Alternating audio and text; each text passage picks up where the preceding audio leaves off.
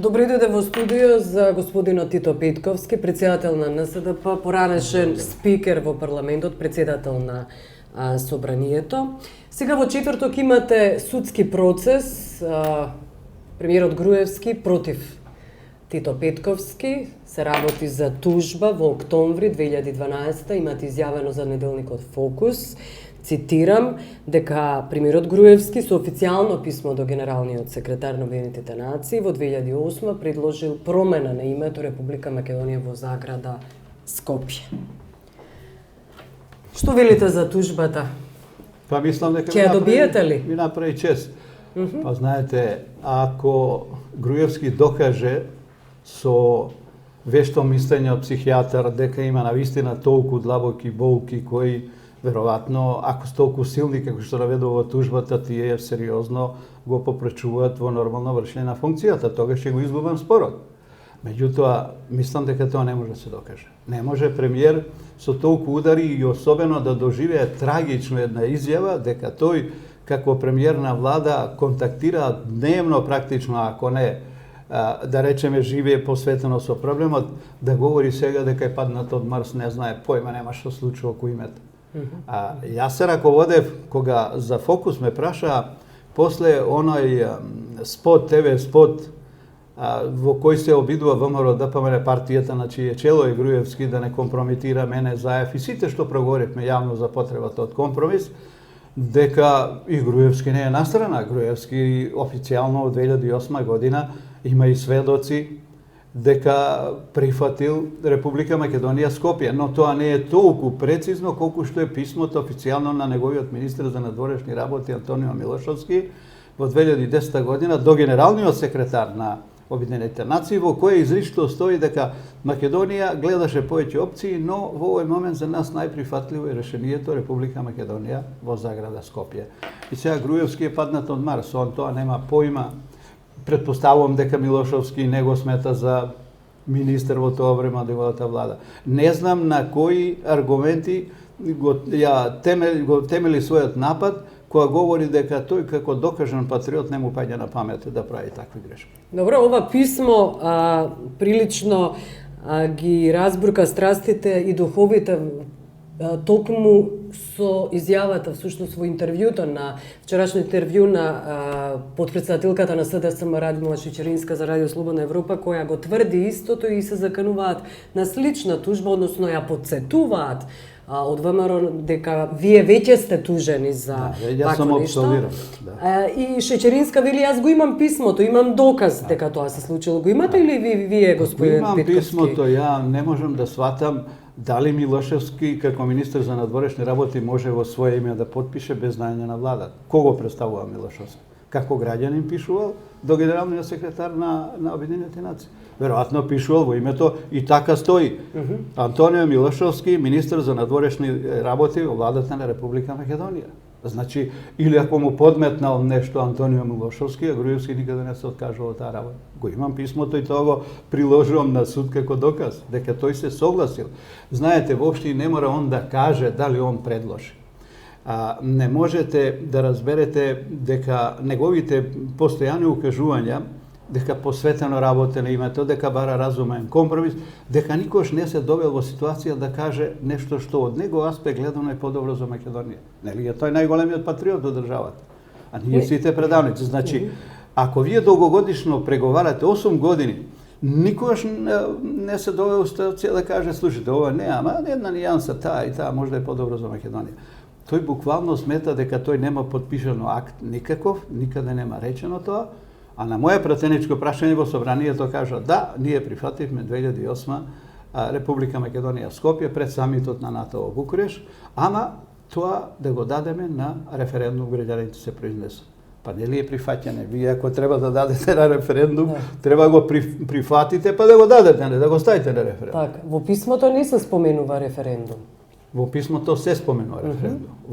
Во писмото на Антонио Милошевски не се споменува. Не. Во изјавата на во изјавата да, но во писмото не. Имате ли објаснување за тоа? Па не можам да си објаснам, освен дека човекот по секоја цена игра на картата на патриот. нескршлив е, тој е најголемиот бранител македонските интереси. Игра на кратко паметење. Од случај до случај, од избори до избори, како прав политикант. Државниците гледат многу подалеку зад хоризонтот. Политичарот се бави од избори до избори со промена. Политикантот дене за утре, знаете, ја не можам да сватам поинаку, освен дневно политичку потреба на неговите ставови, особено пред избори. Нема тука здрав резон, нема здрава логика. Добро, ВМРО вас ве обвини дека сте побарале промена на државното име и дека имате лични врски со Грција. Тоа постојано ви го споменуваат дека имате некакви лични врски со Грција. Целат на вашите роднински врски. Предавништво ли е тоа, да се има роднински врски со Грција?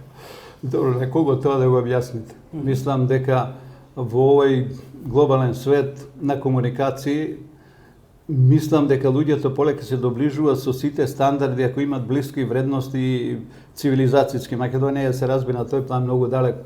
Јас сега да одговарам за гревовите на керка ми што избрала за маж Грк, па јас сум и среќен, имам двајца внуци, тие тука живеат, не живеат во Грција или некаде далеко од Македонија. Беше ли проблем ако живееа во Грција? Ќе бевте ли поголем предавник? Тогаш со тапија ќе бев. Мислам тогаш со аргумент. Дегутантно е да се разговара за политиканство. Груевски тоа го говори кој ќе му затреба за избори, тоа нема никаков аргумент. Ако јас бев во неговата позиција или во неговата кожа, досега требаше 10 пати да го тужам. Ама јас знам дека никогаш нема таков маж судија или силна жена која ќе нема да го доволи варањето на Груевски или која нема да ми отвори тужбата. Мислам дека крајно против интереса на граѓаните или да се слушам со неговата реторика, тоа е антимакедонски чин. Да ги обвинуваш луѓето кои што јасно, гласно ќе проговорат за потребата од барање компромис, а јас само го повторувам она што стоеше во писмото на посредникот на македонско-грчкиот спор, господин Нимиц. Он предложи таму Горна или Северна Македонија да се стави на маса да разговарат и во Македонија и во Грција. Мислите Груевски дека му паѓа на памет нешто дури на власт, дури со оваква доза на криминал во македонското општество, дека тој ќе ја промени ова најсилна добитна карта негова за изборите?